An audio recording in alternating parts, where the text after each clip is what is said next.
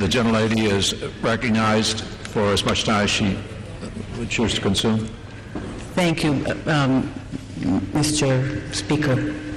I care deeply about the health of our nation's cities. Cities, large and small, are our nation's economic engines, and their well-being is critical to the prosperity and well-being of all Americans. Our cities generate wealth and economic development for entire regions, provide the foundation for an educated workforce, offer solutions to climate change and sustainable development, act as gateways for goods and knowledge, and serve on the front lines of homeland security. They are centers of our nation's cultural activities and sports and a repository of architectural and historic riches. They represent the diversity and strength of our country. When cities suffer, our nation as a whole suffers. During the last 8 years, our cities have suffered because we have failed to properly invest in them when economic times were good.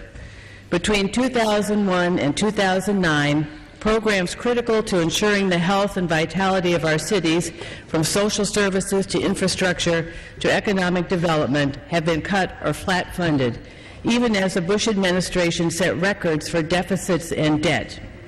Instead of making continuous, modest investments in the health of our cities when the economy was good, President Bush chose to shortchange them, bequeathing our country a significant shortfall in infrastructure, housing, services, and veterans care. The debt exploded under the Bush administration, and we have little to show for it.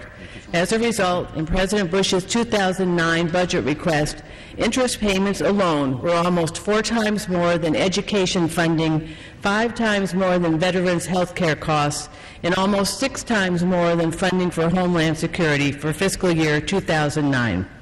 I represent older industrial cities in the Merrimack Valley, where for years the government failed to act, and the consequences were severe.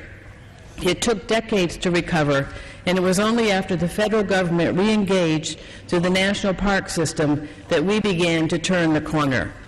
As we enter a severe economic crisis, we now face dual challenges left over from the last administration. We need to stimulate our economy by reinvesting in the health of our cities and towns, and we need to take smart, tough action to address our national debt. I thank the chairman, and I yield back my time.